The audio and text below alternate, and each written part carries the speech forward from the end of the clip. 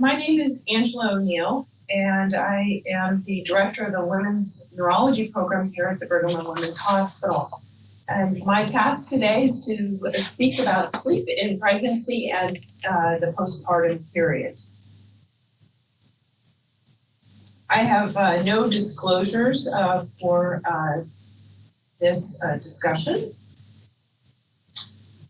My objectives today are to describe normal sleep physiology, discuss how sleep changes during pregnancy, and then last, discuss some of the causes of sleep disturbance during pregnancy and postpartum and their management.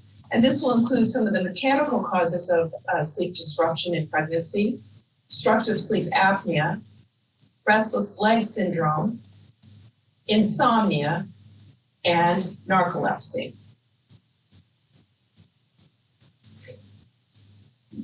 A little bit about the history of sleep. This is a picture of Hypnos, who was a Greek god of sleep. And he managed to trick Zeus, the head of all the gods, to go to sleep twice. And both times he was asked by Zeus's wife Hera, who interestingly is the goddess of childbirth and marriage. But yet she was a very vengeful goddess, and she really was quite jealous of many Zeus's other lovers and children. And in the first time Zeus was tricked, Hera devised a plan because she wanted to avenge the ransacking of Troy by Hercules, Zeus's son. So Hypnos put Zeus to sleep. And then Hera unleashed angry winds on the oceans while Hercules was sailing home from Troy. Zeus woke up, he was infuriated, tried to find Hypnos, who was hiding with his mother, Nyx, who is the goddess of the night. I'm going to start speaking about some of the normal sleep physiology. And we're going to talk about sleep stages. So sleep is divided into REM sleep, which occurs every 90 to 120 minutes.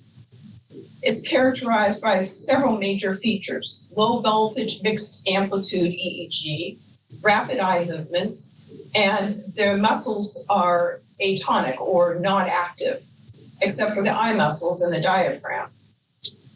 REM sleep is interspersed with non-REM sleep, in which there are several major stages: very light, drowsy sleep, and then the deeper sleep stages, which are associated with slowing on the EEG and increased delta activity.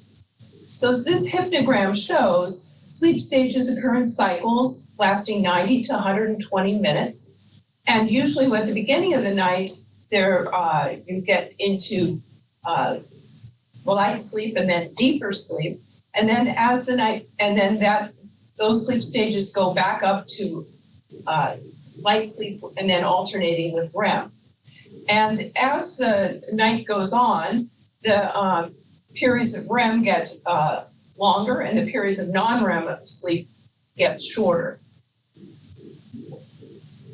When we're looking at sleep architecture, we're looking at we're going to be looking at some of the disorders that disrupt this sleep architecture.